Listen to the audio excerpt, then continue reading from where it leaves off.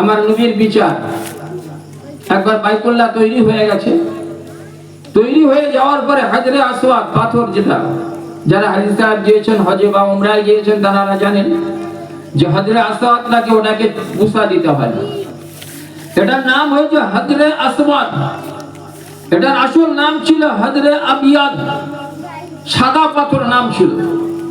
জান্নাত থেকে যখন আসে এই পাথরটা একেবারে সাদা, ফ্রেশ সাদা ছিল। কিন্তু আল্লাহ তাআলা জান্নাত থেকে পাঠানোর পরে এই পাথরের মধ্যে একটা গুণ দিয়েছে, পাথরের মধ্যে একটা আল্লাহ তাআলা ওই শক্তি দিয়েছে।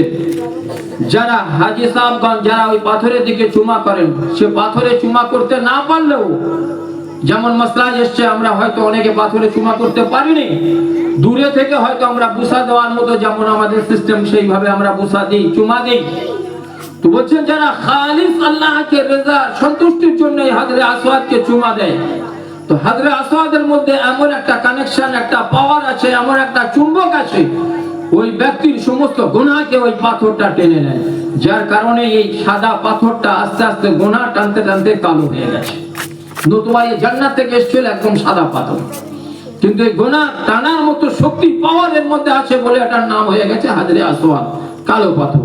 নতুবা এটা ছিল আসল হাজরে আবিয়াদ। যাই হোক, যে কথা বলছিলাম, আমার নবী সাল্লাল্লাহু আলাইহি ওয়াসাল্লামের বিচার যে এই হাজরে আসওয়াদ বাইতুল্লাহ তৈরি করার পরে রাখা হবে, কেমন ভাবে রাখা হবে, কে নিয়ে যাবে।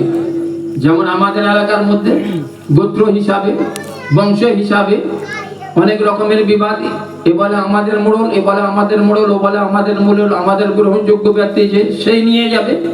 এইভাবে নিজেদের মধ্যে একটা অশান্তি, অপ্রীতিকর অবস্থা সৃষ্টি হয়ে গেছে।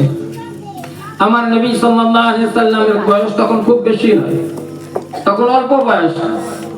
সবাই তখন থেকে আল্লাহ রাসূলকে সাদিক, আল্লাহ রাসূলকে আমিন এটা আখ্যায়িত করেছেন যে আল্লাহ রাসূল বিশ্বাসী, আল্লাহ রাসূল সত্যবাদী, আল্লাহ রাসূলের বিচার নিখুঁত। সবাই ফয়সালা দিলেন কি যে মুহাম্মদ যে ফয়সালা দেবে সেটাই, সাল্লাল্লাহু আলাইহি ওয়াসাল্লাম। আল্লাহ রাসূল বললেন কি যে ঠিক আছে, আজকে রাতের মতো এটাকে বন্ধ রাখা হোক, সকালে সর্বপ্রথম যে আসবে তার ফয়সালা মেনে নেওয়া হবে। আমার নবী সবার আগে সকালে এসে হাজির। সবাই আশ্চর্য, এ তো করিশ্মা আল্লাহ তাআলা আল্লাহ করিয়েছেন। আল্লাহ রাসূল হাজির হয়েছেন। সবাই এবারে এলাকার যে সমস্ত মোড়ল মাকাবার যারা ছিল ওই মক্কা নগরীর আশপাশে, যারা এই নিয়ে বিবাদ শুরু করেছিল, তারা আসার পরে বলল মুহাম্মদ যখন এসেছে মুহাম্মাদের ফয়সালা নেওয়া হোক। মুহাম্মদ সাল্লাল্লাহু আলাইহি সাল্লাম নিজের গায়ের কাপড়টা, চাদরটা খুলে রাখলেন। রাখার পরে হাজরে আসওয়াদরা পাথরটা ওর উপরে নিজে হাতে তুলে রাখলেন। আর যত মোড়ল মাতব্বর যতগুলো ছিল সবাইকে বললেন তোমরা পাথরের চাদরের চতুর্কোণা সবাই মিলে ধরো, সবাই মিলে ধরো। সবাই চাদরের চতুর্কোণাগুলো সবাই মিলে, যারা মোড়ল ছিল তারা সবাই মিলে ধরে নিয়ে পাথরটা ওখানে নিয়ে গিয়েছে। রাখবে কে? বলে মুহাম্মদ তুমি রাখো। সেহেতু আমার নবী সাল্লাল্লাহু আলাইহি সাল্লামের বিচার ছিল নিখুঁত। সে আমার নবী সাল্লাল্লাহু আলাইহি সাল্লাম দুনিয়ার বুকে আসার পরে অন্ধকারাচ্ছন্ন যুগ ছিল, যেটাকে আমরা বলি জাহেলিয়াতের জামানা, বর্বরতার যুগ, হিংস্র পশু। তার থেকে আরো খারাপ একটা হিংস্র পশুর স্বভাব কি, সে যদি একটা গ্রামে হোক, একটা জঙ্গলে হোক, সে যদি একটা পশুকে শিকার করে নেয়, তো দ্বিতীয় পশু এই সময় আর শিকার করতে চায় না। একটা পশু শিকার করলে তার আহারের জন্য যথেষ্ট হয়ে যায়, ফিরে যায়। কিন্তু মানুষ হিংস্র পশুর থেকে খারাপ এই জন্যই, ওই একজনকে নয় হাজারো মানুষকে এট এ টাইমে একই সঙ্গে ও ক্ষতি করার জন্য সর্বসময় সচেষ্ট। সেহেতু ওই রকমই একটা যুগ ছিল যে নিজেদের মধ্যে হিংসা, বিদ্বেষ, অশান্তি, অপ্রীতিকর অবস্থা। আমার নবী সাল্লাল্লাহু আলাইহি সাল্লাম আসলেন। আসার পরে সেই যুগকে পরিবর্তন করে দিয়ে একবার উজ্জ্বলতম নক্ষত্র, যেমন সূর্য উদয় হলে অন্ধকার দূর হয়ে যায়, চাঁদের আলো দেখলে যেমন কিছুটা অন্ধকার চলে যায়, সুন্দর হাওয়া বইলে যেমন গায়ের গরম আবহাওয়া দূর হয়ে ঠান্ডা আভাস লাগে, ঠিক আমার নবী সাল্লাল্লাহু আলাইহি সাল্লাম সেই রকমই একটা অবস্থা তৈরি করে এলাকার মধ্যে দিনদারি পেতাকে কায়েম করে দিলেন। আমার নবীকে সবাই চেয়েছিল যে মুহাম্মদ তুমি কেন এই আমল করছো? আমাদের বাপ দাদা 14 পুরুষ যারা পুরানো থেকে যারা যে আমল করে এসছে, তারা ওই বাইতুল্লাহর মধ্যে মূর্তি পূজা করত। তারা ওই বাইতুল্লাহকে উলঙ্গ অবস্থায় তওয়াফ করতো। তাদের সব ইচ্ছা ছিল যে আমরা কেন আমাদের এই পুরানো বাপদাদার ধর্মকে ত্যাগ করে তোমার এতে যাবে। তো মুহাম্মদ তুমি বলো, যদি তোমার ইচ্ছা হয় যে এই এলাকার মধ্যে সব থেকে মালদার বা ধন সম্পদ তুমি বানতে চাও, তাহলে তোমাকে রাজত্ব দেওয়া হবে। আরো যদি মালদারি চাও তো তোমাকে পাহাড় সোনা তৈরি করে দেওয়া হবে। আরো যদি এলাকার মধ্যে তুমি যদি সুন্দরী রমণী চাও বিবাহের জন্য, তাও তোমাকে দেওয়া হবে।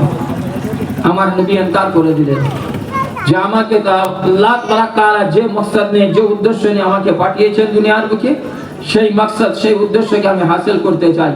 তার জন্য একদিন এক মুঠো খাওয়া, এক মুঠো না খাওয়া, এই কষ্ট তিনি স্বীকার করেছেন। এই কষ্ট তিনি স্বীকার করেছেন, যার জন্য তিনি সর্ব অবস্থায়, সর্ব সময়ের জন্য দিলে ব্যথা নিয়ে চলেছেন যে আল্লাহ আমার উম্মতের কি হবে।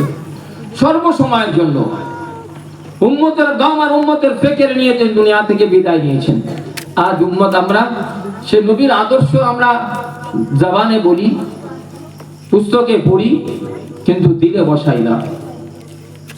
সে খোদার হুকুম আকাম আমরা মুখে বলি, নামাজ পড়া ভালো, রোজা রাখা ভালো, তেলাওয়াত করা ভালো, জিকির আজকার করা ভালো, নবীর আদর্শ ভালো, নবী সব থেকে উচ্চ পর্যায়ে, তো সেহেতু তার সে আমলগুলো আমরা মানতে পারিনি। সারা বিশ্বের বুকে যত দামি আর কিমতি মানুষ যারা ছিল, তারা সবাই মুহাম্মদ সাল্লাল্লাহু আলাইহি সাল্লামের এই যে নীতি, এই যে পথ, এই যে মত, এই যে আদর্শ, এটাকে তারা উচ্চ পর্যায়ে। খোদ কমিউনিস্টের যে নেতা ছিল লেনিন, সে নিজেই বলেছে এই কথা, শেষ মুহূর্তে বলে যেতে বাধ্য হয়েছে, যদি সারা ভারত বিশ্বের মধ্যে যদি একটাই মত আর পথ থাকতে হয়, সেটা হলো মুহাম্মাদের পথ আর মত। কারণ তিনি সর্বসময়ের জন্য, সারা বিশ্বের সমস্ত উম্মতের জন্য, মানবের জন্য চিন্তা করেছেন, নিজের জন্য চিন্তা করেননি। নিজের কি হবে এই জন্য তিনি চিন্তা করেননি। সেই জন্য আল্লাহ তাআলা তাকে দুনিয়া থেকে কবুল করে নিয়েছেন। ওয়া মা মুহাম্মাদুন ইল্লা রাসূল।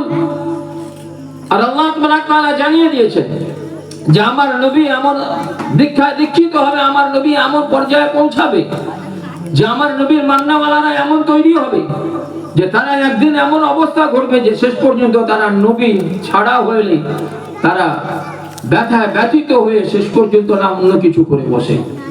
সেহেতু আল্লাহ তাআলা কোরআনে পাকের মধ্যে এই আয়াত আল্লাহ রাসূলকে কবুল করার পূর্বে নাযিল করেছেন। ওয়া মা মুহাম্মাদুন ইল্লা রাসূল। যখন আল্লাহ রাসূল দুনিয়া থেকে গুজরে গেলেন, অনেক লম্বা কথা, বাচ্চারা আছে সেহেতু সংক্ষেপ কথা বলে নামাজ হবে।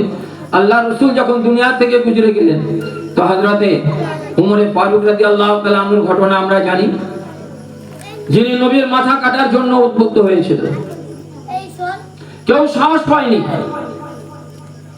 ওই সময়কার দিনে ওদের যখন আলোচনা হলো যে মুহাম্মাদের তাকে দুনিয়া থেকে এই পরিস্থিতি, এই অবস্থার মধ্যে শেষ করতে হবে, তা কে আছে? মুহাম্মদ। ওমরকে নিজেই খাড়া হয়ে বলল, কাজ আমি করব। যাই হোক, আল্লাহ তাআলা তাকে হেদায়েত দিয়েছেন। ওই অবস্থার মধ্যে আল্লাহ তাআলা তাকে হেদায়েত দিয়েছেন।